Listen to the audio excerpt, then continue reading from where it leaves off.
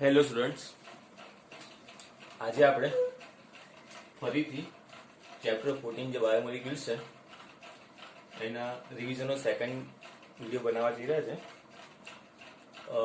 જે તમારો Sunday test છે બાયોમોલિક્યુલ ચેપ્ટરનો, એના માટે આ વિડીયો બહુ જ કામનો છે, તો ધ્યાન આપજો. ઓકે, આજે આપણે ડિસ્કસ કરવાના છે ટોપિક પ્રોટીન વિશે. તો પ્રોટીન એમિનો એસિડના જે ક્વેશ્ચન છે એ આજે આપણે ડિસ્કસ કરવાના છે. ઓકે, તો પહેલી વાત કરીએ પ્રોટીન અને એમિનો એસિડ શું છે. પહેલા બેઝિક વાત કરીએ, પછી બેઝિક વાત કર્યા પછી ક્વેશ્ચન આન્સર પ્રમાણેનું ડિસ્કશન કરીએ. ઓકે, તો પ્રોટીન છે શું? તો પ્રોટીન એક બાયોમોલિક્યુલ છે જે આપણને ઘણા બધા રિસોર્સિસમાંથી મળે છે. તો કયા કયા રિસોર્સમાંથી આપણને પ્રોટીન મળે છે? તો ચીઝમાંથી પ્રોટીન મળે છે, મિલ્કની જે પ્રોડક્ટ છે એમાંથી પ્રોટીન મળે છે, પીનટ છે એમાંથી પ્રોટીન મળે છે, સિરલ છે એમાંથી પ્રોટીન મળે છે, મિલ્ક અને મિલ્કની પ્રોડક્ટમાંથી પ્રોટીન મળે છે. તો પ્રોટીનના ડિફરન્ટ સોર્સિસ છે અને પ્રોટીન આપણી બોડી માટે બહુ જ જરૂરી છે. આપણી બોડીના હોર્મોન્સ છે, એન્ઝાઇમ છે, જે કોઈ પણ ડિઝીઝ થઈ હોય એના માટે લડવા માટે જે એન્ટીબોડી જોઈએ આપણી બોડીમાં, એ પણ પ્રોટીનના બનેલા છે. ઓકે, હવે ક્વેશ્ચન થાય તો પ્રોટીનનું આટલું ઇમ્પોર્ટન્સ હોય તો પ્રોટીન બને છે શેમાંથી? તો પ્રોટીન બને છે એમિનો એસિડમાંથી. એમિનો એસિડ્સ એટલે આપણે એવું કહી શકીએ કે એમિનો એસિડ્સ જે છે એ બધા ભેગા થાય અને એમિનો એસિડ્સ ભેગા થવાથી પ્રોટીન બને. એ proteins are made up of amino acids. તો એમિનો એસિડ્સ કમ્બાઈન થાય અને પ્રોટીન મળે. ઓકે, તો હવે ક્વેશ્ચન થાય કે એમિનો એસિડનું સ્ટ્રક્ચર કેવું હોય? એમિનો એસિડ કેવા બનેલા હોય? એમિનો એસિડ નું સ્ટ્રક્ચર જોવા જઈએ તો એમિનો એસિડનું સ્ટ્રક્ચરમાં એક કાર્બન હોય, એનું નામ જ જો એમિનો એસિડ. તો એમાં એક એમિનો ગ્રુપ હોય NH2. NH2 ગ્રુપ આપણે આ સાઈડ લખીએ NH2. એક COOH ગ્રુપ હોય. થઈ ગયું એમિનો એસિડ, એનું નામ છે એમિનો એસિડ. એક એમિનો ગ્રુપ અને એક એસિડિક ગ્રુપ. એક હોય હાઇડ્રોજન અને એક હોય R. હવે અહીંયા R શું છે? તો R છે કોઈ પણ ફંક્શનલ ગ્રુપ કે કોઈ પણ આલ્કાઇલ કે કોઈ પણ ગ્રુપ. અહીંયા કોઈ પણ ગ્રુપ હોઈ શકે. અહીંયા હાઇડ્રોજન હોઈ શકે, અહીંયા મિથાઇલ હોઈ શકે, અહીંયા એમિનો ગ્રુપ હોઈ શકે, અહીંયા એસિડિક ગ્રુપ હોઈ શકે, અહીંયા કોઈ પણ ગ્રુપ હોઈ શકે. એટલે જેમ જેમ R નું ગ્રુપ ચેન્જ થાય, અહીંયા R ચેન્જ થાય એમ એમિનો એસિડ ચેન્જ થાય. તો એવા ટોટલ આપણી બોડીમાં 20 એમિનો એસિડ જોવા મળે છે. હવે નવા સિન્થેસાઇઝ થયા છે, નવા ડિસ્કવર થયા છે એમિનો એસિડ, એના પ્રમાણે ટોટલ 22 એમિનો એસિડ છે. તો 22 એમિનો એસિડ છે એના અલગ અલગ કોમ્બિનેશનથી પ્રોટીન મળે છે. આ પ્રોટીનનું બેઝિક સ્ટ્રક્ચર એમિનો એસિડ, એક એમિનો ગ્રુપ, એક એસિડિક ગ્રુપ, એક હાઇડ્રોજન અને એક R group. R group change થાય એમ એમિનો એસિડ ચેન્જ થાય. તો વાત કરીએ આ બેઝિક પ્રોટીન કોને કહેવાય, એને એમિનો એસિડ કોને કહેવાય. હવે આપણે ક્વેશ્ચન બેંકમાં જે ક્વેશ્ચન છે એ ક્વેશ્ચન પ્રમાણે જોઈએ. તો ક્વેશ્ચન છે ક્લાસિફિકેશન ઓફ એમિનો એસિડ. તો નેક્સ્ટ ક્વેશ્ચન છે ક્લાસિફિકેશન ઓફ એમિનો એસિડ. હવે એમિનો એસિડ ને ક્લાસિફાઈ કરવા માટેની બે ડિફરન્ટ મેથડ છે જે બોર્ડમાં પૂછાય છે. એક એના નેચર પ્રમાણે, એટલે કે એસિડિક બેઝિક છે કે એના પ્રમાણે, અને બીજો એ એસેન્શિયલ છે કે નોન એસેન્શિયલ એના પ્રમાણે. તો જો સ્પેસિફાઈ ના કરી હોય કે કયા મેથડથી ક્લાસિફાઈ કરવાના છે અને તમે લોંગ ક્વેશ્ચન આન્સરમાં પૂછ્યું હોય તો તમારે બંને મેથડથી ક્લાસિફાઈ કરવાના. આપણે પહેલું જોઈશું ક્લાસિફિકેશન ઓફ એમિનો એસિડમાં બેઝડ ઓન ઇટ્સ નેચર, કે એમિનો એસિડનો નેચર કયો છે એના પ્રમાણે ક્લાસિફાઈ કરીએ. તો એમિનો એસિડ છે એ બેઝિકલી 3 ટાઈપના હોય. એક હોય એસિડિક, એક હોય બેઝિક અને એક હોય ન્યુટ્રલ. તો એમિનો એસિડનો નેચર કયો છે એ પ્રમાણે એમિનો એસિડને 3 પાર્ટમાં ડિવાઈડ કર્યા છે: acidic amino acid, basic amino acid અને ન્યુટ્રલ એમિનો એસિડ. ઓકે, હવે આ કયા બેઝ પર ડિફાઇન કર્યા આપણે? તો એમિનો એસિડનું બેઝિક સ્ટ્રક્ચર આપણને ખબર છે, હમણાં ભણી ગયા. અહીંયા એક કાર્બોક્સિલિક ગ્રુપ હોય કે એમિનો ગ્રુપ હોય. તો એક એમિનો ગ્રુપ, એક કાર્બોક્સિલિક ગ્રુપ, એક હાઇડ્રોજન અને એક R ગ્રુપ. ઓકે, તો એમિનો અને કાર્બોક્સિલિક ગ્રુપ સેમ છે. એક એમિનો ગ્રુપ છે, એક કાર્બોક્સિલિક ગ્રુપ છે. જો અહીંયા આર ગ્રુપ જે ફંક્શનલ ગ્રુપ છે જે ચેન્જ થઈ શકે, જો આર ગ્રુપ એસિડિક હોય એટલે મતલબ જો આર ગ્રુપ એસિડિક હોય તો એસિડિક ગ્રુપ વધી જશે. ઓલરેડી એક એસિડિક ગ્રુપ તો છે તો બેઝિક ની કમ્પેરિઝન એસિડિક ગ્રુપ વધી જવાના. એટલે જો R group one of the acidic group હોય તો નંબર ઓફ એસિડિક ગ્રુપ વધી જાય છે કમ્પેર ટુ બેઝિક ગ્રુપ કરતા. તો એવા એમિનો એસિડ ને કહીશું એસિડિક એમિનો એસિડ. ફરીથી આ છે એમિનો એસિડ નું બેઝિક સ્ટ્રક્ચર. જો આર ગ્રુપ જે આર ચેઇન છે એ એસિડિક હોય તો નંબર ઓફ એસિડિક ગ્રુપ વધી જાય કમ્પેર ટુ બેઝિક ગ્રુપ કરતા, તો એને કહીશું એસિડિક ગ્રુપ. જો આર ગ્રુપ બેઝિક ગ્રુપ હોય તો બેઝિક ગ્રુપ મતલબ NH2 ગ્રુપ હોય તો એસિડિક કરતા બેઝિક ગ્રુપ વધી જાય તો એવા એમિનો એસિડ ને કહીશું બેઝિક એમિનો એસિડ. અને જેટલા એસિડિક ને બેઝિક ગ્રુપ સરખા હોય એટલે નંબર ઓફ એસિડિક ને number of basic group same હોય તો એને કહીશું ન્યુટ્રલ એમિનો એસિડ. તો based on its nature amino acid 3 ટાઈપના છે, એસિડિક, બેઝિક અને ન્યુટ્રલ. જો એસિડિક ગ્રુપ વધારે હોય તો આખો સ્ટ્રક્ચર એમિનો એસિડ નું બની જાય છે એસિડિક. જો બેઝિક ગ્રુપ વધારે હોય કમ્પેર ટુ એસિડિક ગ્રુપ તો બેઝિક બની જાય. એસિડિક ની બેઝિક ગ્રુપ સરખા હોય તો એ બની જાય ન્યુટ્રલ. તો બેઝડ ઓન ઇટ્સ નેચર થયો ક્લાસિફિકેશન. જો તમે સ્પેસિફાઈ કર્યું હોય નેચર પ્રમાણે તો આ 3 વિશે લખવાનું. નેક્સ્ટ ક્લાસિફિકેશન છે એમિનો એસિડ નું બેઝડ ઓન અવેલેબિલિટી. એના પ્રમાણે એમિનો એસિડ 2 ટાઈપના છે. એક છે એસેન્શિયલ એમિનો એસિડ અને એક છે non essential amino acid. Okay, હવે એસેન્શિયલ અને નોન એસેન્શિયલ એમિનો એસિડ કોને કહેવાય? તો એવા એમિનો એસિડ જેની બોડીને જરૂર છે, આપણી બોડીની રિક્વાયરમેન્ટ છે અને આપણી બોડી એ એમિનો એસિડને સિન્થેસાઇઝ કરી શકે છે. સિન્થેસાઇઝ કરી શકે છે કે નથી કરી શકતા એના બેઝ પર એસેન્શિયલ અને નોન એસેન્શિયલ કન્વર્ટ થાય. તો એવા એમિનો એસિડ જે આપણી બોડીની રિક્વાયરમેન્ટ છે પણ આપણી બોડીને સિન્થેસાઇઝ કરી શકતી નથી. એટલે મતલબ કે આપણી બોડીને સપોઝ એમિનો એસિડની જરૂર છે પણ આપણી બોડી પાસે એવી કેપેસિટી નથી કે એમિનો એસિડને સિન્થેસાઇઝ કરી શકે. તો ક્વેશ્ચન થાય એમિનો એસિડ આપણે લેવાના શેમાંથી? એ એમિનો એસિડ આપણને મળે શેમાંથી? તો એ એમિનો એસિડ આપણને મળે ડાયટમાંથી. આપણે જે ફૂડ ખાઈએ છીએ એ ફૂડમાંથી આપણને એમિનો એસિડ મળે. એટલે એવા એમિનો એસિડ જેની બોડીની રિક્વાયરમેન્ટ છે પણ બોડી સિન્થેસાઇઝ કરી શકવાની કેપેસિટી રાખતી નથી, બોડી સિન્થેસાઇઝ કરી શકતી નથી, તો આપણે ડાયટમાંથી લેવા પડે. એને કહેવાય એસેન્શિયલ એમિનો એસિડ. અને નોન એસેન્શિયલ એમિનો એસિડ કોને કહેવાય? તો જે એમિનો એસિડ બોડીને જરૂર છે અને એ બોડી પોતે સિન્થેસાઇઝ કરે છે. એટલે મતલબ અમુક એમિનો એસિડની બોડીને જરૂર છે, આપણે પોતે એને સિન્થેસાઇઝ કરી શકીએ છીએ આપણે બોડીની અંદર જ. તો આપણને ડાયટમાંથી મળે કે ના મળે વાંધો નથી, તો એને કહેવાય નોન એસેન્શિયલ. નોન એસેન્શિયલ ડાયટમાંથી ના મળે તો પણ ચાલે. એટલે મતલબ કે આપણી બોડી પોતે સિન્થેસાઇઝ કરી શકવાની કેપેસિટી રાખે છે.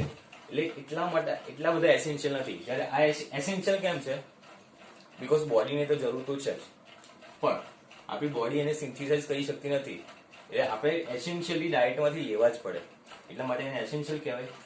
આ કેસમાં બોડી પોતે સિન્થેસાઇઝ કરે છે અને બોડી પોતે સિન્થેસાઇઝ કરી શકતી હોય તો ડાયટમાંથી મળે કે ના મળે ડઝન્ટ મેટર. તો એટલા માટે એને કહેવાય નોન એસેન્શિયલ એમિનો એસિડ્સ. તો બેઝડ ઓન અવેલેબિલિટી કે based on synthesis in our body amino એસિડને આપણે 2 પાર્ટમાં ડિવાઈડ કરાય. જો તમને ક્વેશ્ચન સ્પેસિફાઈ ના કર્યો હોય અને સિમ્પલ એટલું જ કહ્યું હોય કે write a note on classification of amino acid, તો તમારે એસિડિક, બેઝિક, ન્યુટ્રલ વાળું અને આ બંને ક્લાસિફિકેશન લખવાના લોંગ ક્વેશ્ચન આન્સરમાં. જો તમે સ્પેસિફાઈ કર્યું હોય કે આના બેઝ પર ક્લાસિફાઈ કરો કે નીચેના બેઝ પર ક્લાસિફાઈ કરો તો તમારે સેપરેટલી લખવાનું. ઓકે,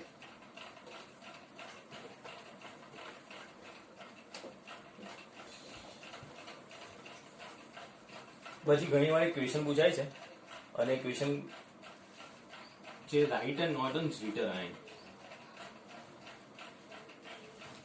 ઘણી વાર બોર્ડમાં પણ પૂછેલું છે. સ્વીટર આયન તો પેલો સ્વીટર વર્ડનો મિનિંગ સમજીએ. સ્વીટરને હાઇબ્રિડ પણ કહેવાય. સ્વીટર એક ગ્રીક વર્ડ છે એને એકચ્યુઅલી હાઇબ્રિડ કહેવાય. હાઇબ્રિડનો મતલબ જેની પાસે 2 કેરેક્ટર હોય, બંને કેરેક્ટર વાળા. ઓકે, કેમિસ્ટ્રીની ભાષામાં કહીએ તો બંને કેરેક્ટર મતલબ કે એની પાસે બંને ચાર્જ હોય, એટલે પોઝિટિવ અને નેગેટિવ બંને ચાર્જ હોય એને હાઇબ્રિડ કહેવાય કે સ્વીટર કહેવાય. તો ઝ્વિટર ની વાત કરીએ તો અમુક એક્વિયસ સોલ્યુશન ની અંદર જે આપણો એમિનો એસિડ છે, તો આપણે એમિનો એસિડનો સ્ટ્રક્ચર તો કરીએ તો અહીંયા એમિનો ગ્રુપ, અહીંયા કાર્બોક્સિલિક ગ્રુપ, અહીંયા આર ગ્રુપ અને અહીંયા હાઇડ્રોજન. તો અમુક એક્વિયસ સોલ્યુશનમાં જે આપણો એમિનો એસિડ છે એમાંથી કાર્બોક્સિલિક ગ્રુપ પ્રોટોન ડોનેટ કરી શકે છે. તો અહીંયાથી કાર્બોક્સિલિક ગ્રુપે પ્રોટોન ડોનેટ કરી દીધો તો અહીંયા આવી ગયો માઇનસ ચાર્જ. અને જે એમિનો ગ્રુપ છે એ પ્રોટોન એક્સેપ્ટ કરી શકે છે તો અહીંયા આવી ગયો પ્લસ ચાર્જ. એટલે એમિનો એસિડનું પહેલાનું સ્ટ્રક્ચર કેવું હતું તો અહીંયા NH2 ગ્રુપ હતું, અહીંયા COOH ગ્રુપ હતું, અહીંયા H હતો. તો અમુક એક્વિયસ સોલ્યુશનમાં એસિડિક ગ્રુપ પાસેથી પ્રોટોન જતો રહ્યો તો અહીંયાથી પ્રોટોન જતો રહ્યો, ડોનેટ થઈ ગયો, અને એમિનો ગ્રુપ જે હતો એને પ્રોટોન એક્સેપ્ટ કર્યો. તો હવે આ સ્ટ્રક્ચર જે બન્યું છે, આખું સ્ટ્રક્ચર જુઓ. આ સ્ટ્રક્ચરમાં પોઝિટિવ ચાર્જ પણ છે અને નેગેટિવ ચાર્જ પણ છે. જો એક જ કમ્પાઉન્ડ પાસે પોઝિટિવ અને નેગેટિવ બંને ચાર્જ હોય તો એને કહીશું ઝ્વિટર આયન. ઝ્વિટર હાઇબ્રિડ, બે કેરેક્ટર હોવા. તો અહીંયા એમિનો એસિડ પાસે એવા સોલ્યુશન છે, એવા સોલ્યુશનમાં એમિનો એસિડ પાસે પોઝિટિવ અને નેગેટિવ બંને ચાર્જ છે તો એવા એમિનો એસિડને કહેવાય ઝ્વિટર આયન. તો ધ્યાન રાખજો, ઝ્વિટર આયન બંને કેરેક્ટર હોવા, પ્લસ માઇનસ બંને ચાર્જ હોવા. તો એક્વિયસ સોલ્યુશનમાં જો એમિનો એસિડ પાસે પોઝિટિવ અને નેગેટિવ બંને ચાર્જ હોય તો એવા એમિનો એસિડને કહેવાય ઝ્વિટર આયન. પોઝિટિવ અને નેગેટિવ બંને ચાર્જ હોવા, તો આ થયું zwitter ion. Okay,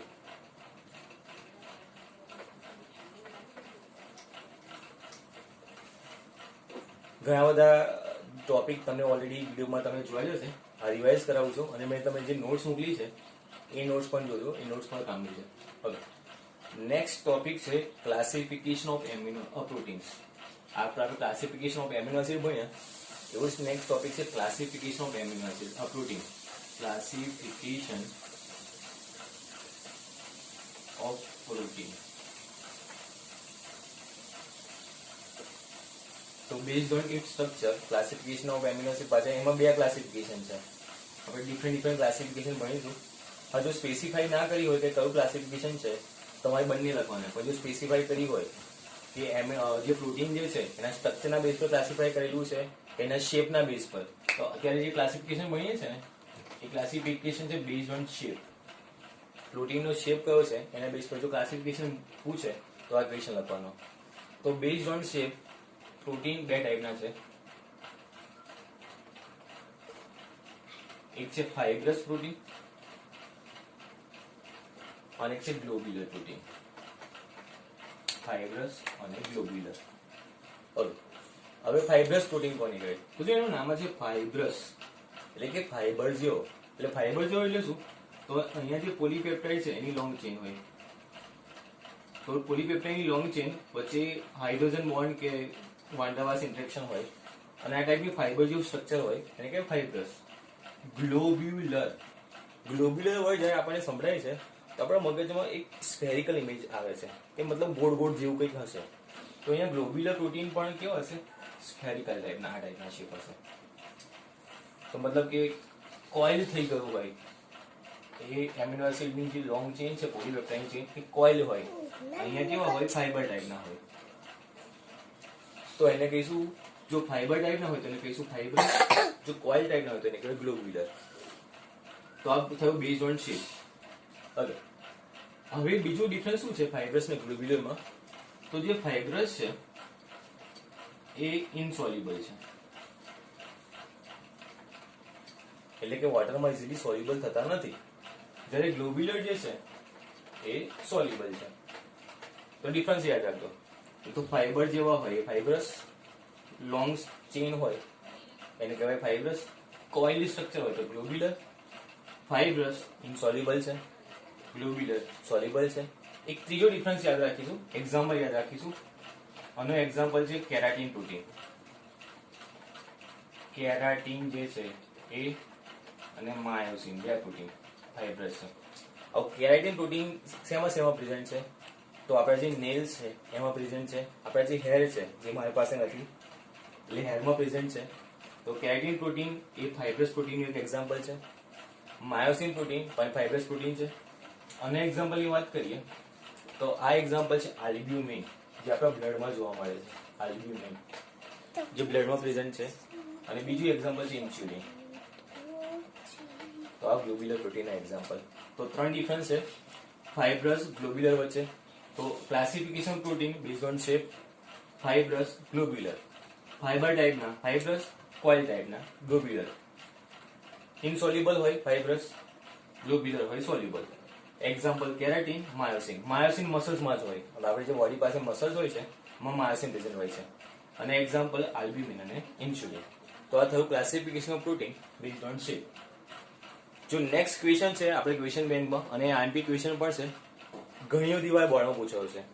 classification protein based on structure. હજુ પણ તમને કહું છું કે જો ક્વેશ્ચન સ્પેસિફાઈ ના કર્યો હોય કે ક્લાસિફિકેશન પ્રોટીન કયા બેઝ પર, તો તમારે બંને લખવાનું. ફાઇબ્રસ ગ્લોબ્યુલર વાળું પણ લખવાનું અને અત્યારે જે ભણીશું એ પણ લખવાનું. તો classification protein based on structure. પણ મોસ્ટલી તમને classification protein based on structure વધારે પૂછે છે બોર્ડની એક્ઝામમાં. ઓકે, તો સ્ટ્રક્ચરના બેઝ પર પ્રોટીનને 4 પાર્ટમાં ડિવાઈડ કરેલા છે.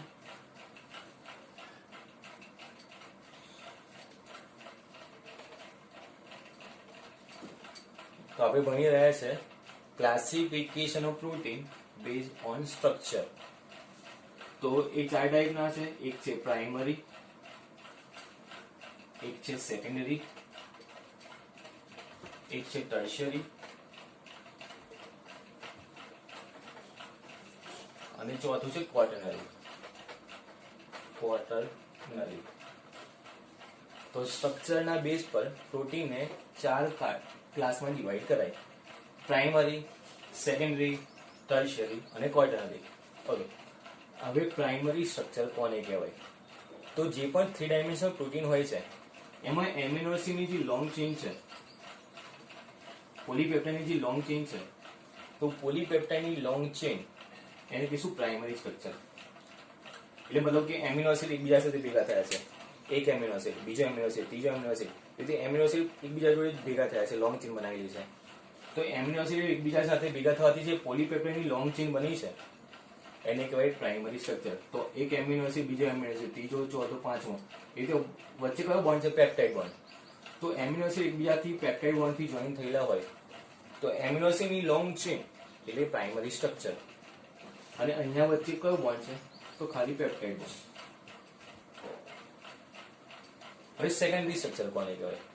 તો આ જે પોલીપેપ્ટાઇડની લોંગ ચેઇન છે એમાં પાછું કઈ કોઇલિંગ આવે, એમાં પાછા ચેન્જીસ આવે.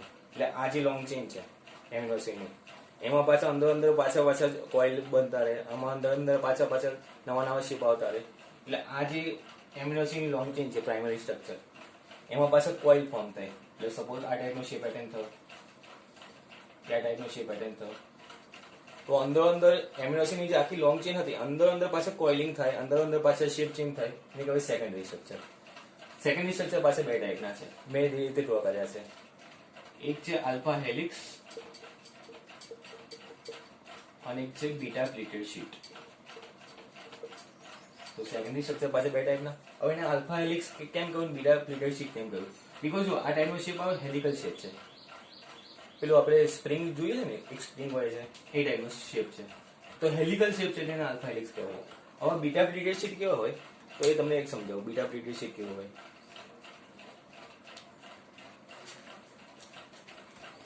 તો જો કોઈ પણ બુક હોય એને આપણે પેજના 1 by 1 આ રીતે ઉપર વાળી લઈએ. તો આ ટાઈપનો જે શેપ પેટર્ન થાય ને બીટા પ્લીટેડ શીટ, તો આ ટાઈપનો પેજ એકબીજા પર કેવો થપ્પી વાળેલા હોય, એવા થપ્પી જેવો જે શેપ હોય ને એને કહેવાય બીટા પ્લીટેડ શીટ. તો સેકન્ડરી સ્ટ્રક્ચર 2 ટાઈપના હોય, આલ્ફા હેલિક્સ અને બીટા પ્લીટેડ શીટ. હવે આલ્ફા હેલિક્સ સ્ટ્રક્ચર છે એમાં પણ અહીંયા જે ચેઇન બની છે એમાં અહીંયા વચ્ચે હાઇડ્રોજન બોન્ડ હોય. અહીંયા CO ગ્રુપ હોય, અહીંયા NH ગ્રુપ હોય, તો અહીંયા હાઇડ્રોજન બોન્ડ હશે. અહીંયા CO ગ્રુપ હોય, અહીંયા NH ગ્રુપ હોય, તો અહીંયા હાઇડ્રોજન બોન્ડ હોય. તો આ જે સેકન્ડરી સ્ટ્રક્ચર છે એમાં કયા બોન્ડ હોય? તો એક તો હાઇડ્રોજન બોન્ડ હોય. જો 2 સલ્ફર અહીંયા પ્રેઝન્ટ હોય, એક સલ્ફર અહીંયા હોય, એક સલ્ફર અહીંયા હોય, તો 2 સલ્ફર વચ્ચે ડાયસલ્ફાઇડ બોન્ડ પણ હોય. તો ડાયસલ્ફાઇડ બોન્ડ. એ સિવાય વાન્ડરવાલ્સ ઇન્ટરેક્શન પણ હોય. વાન્ડરવાલ્સ. તો આ બધા ઇન્ટરેક્શન થી સેકન્ડરી સ્ટ્રક્ચર બને. એટલે મને સમજી લો એક લાંબી દોરી છે. એક લાંબી દોરી થઈ ગઈ પ્રાઇમરી સ્ટ્રક્ચર. એ દોરીમાં અંદર ગૂંચળા જેવું આવ્યું તો એ બની ગયું સેકન્ડરી સ્ટ્રક્ચર. તો એમિનો એસિડની લોંગ ચેઇન એ પ્રાઇમરી સ્ટ્રક્ચર. એની અંદર જો કોઈ કોઇલ સ્ટ્રક્ચર આવે, એની અંદર નવા શેપ આવે તો બની ગયું સેકન્ડરી સ્ટ્રક્ચર. ઓકે, હવે ટર્શરી સ્ટ્રક્ચર કોને કહેવાય? તો સેકન્ડરી સ્ટ્રક્ચરની અંદર પણ પાછો અંદર નવા શેપ આવે, નવા ચેન્જીસ આવે અને 3 ડાયમેન્શનલ સ્ટ્રક્ચર બને. તો જે પોલીપેપ્ટાઇડની ચેઇન છે એનું 3 ડાયમેન્શનલ સ્ટ્રક્ચર છે. 3 ડાયમેન્શનલ સ્ટ્રક્ચર. એટલે સપોઝ આ પ્રાઇમરી સ્ટ્રક્ચર છે, એમાં ચેન્જીસ આવ્યા, નવા શેપ આવ્યા તો સેકન્ડરી સ્ટ્રક્ચર. સેકન્ડરી સ્ટ્રક્ચર પણ ભેગા થઈ 3 ડાયમેન્શનલ શેપ બનાવ્યો, એને કહીશું ટર્શરી સ્ટ્રક્ચર. તો ટર્શરી સ્ટ્રક્ચરમાં કયા બે શેપ પોસિબલ છે? તો એમાં બે શેપ પોસિબલ છે. કાં તો એ ફાઇબ્રસ હોઈ શકે, કાં તો એ ગ્લોબ્યુલર હોઈ શકે. અને ફાઇબ્રસ નું ગ્લોબ્યુલર આપણે હમણાં ભણી ગયા. એટલે મતલબ કે જો આ સેકન્ડરી સ્ટ્રક્ચર છે એ પાછા કોઇલ જેવું સ્ટ્રક્ચર બનાવી દે તો ગ્લોબ્યુલર બની જાય. એ પાછા ફાઇબર જેવું સ્ટ્રક્ચર બનાવી દે તો ફાઇબ્રસ.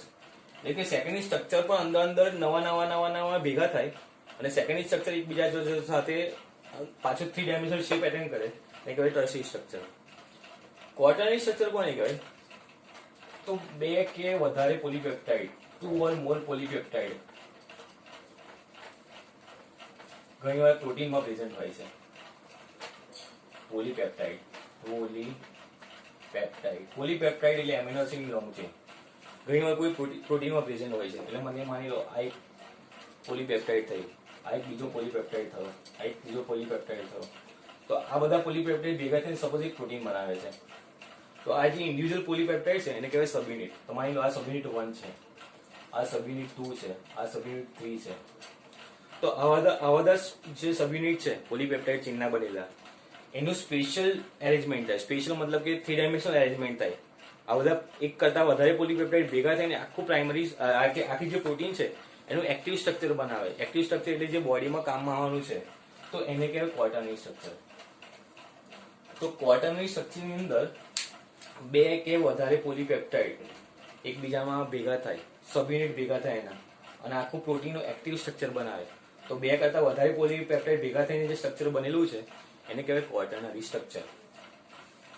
તો ક્લાસિફિકેશન પ્રોટીન બેઝડ ઓન સ્ટ્રક્ચરની વાત કરીએ તો 4 type: primary, secondary, tertiary, quaternary. પ્રાઇમરીમાં long chain of amino acid, એમાં કોઈ બોન્ડ બન્યા, એમાં ચેન્જીસ આવ્યા તો સેકન્ડરી. સેકન્ડરી વાળા પાછા અંદર ભેગા થયા બોન્ડ બનવાથી, તો આ 3 બોન્ડ તો હશે જ.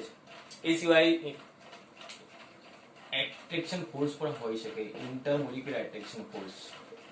એના લીધે પણ 3 ડાયમેન્શનલ સ્ટ્રક્ચર બની શકે.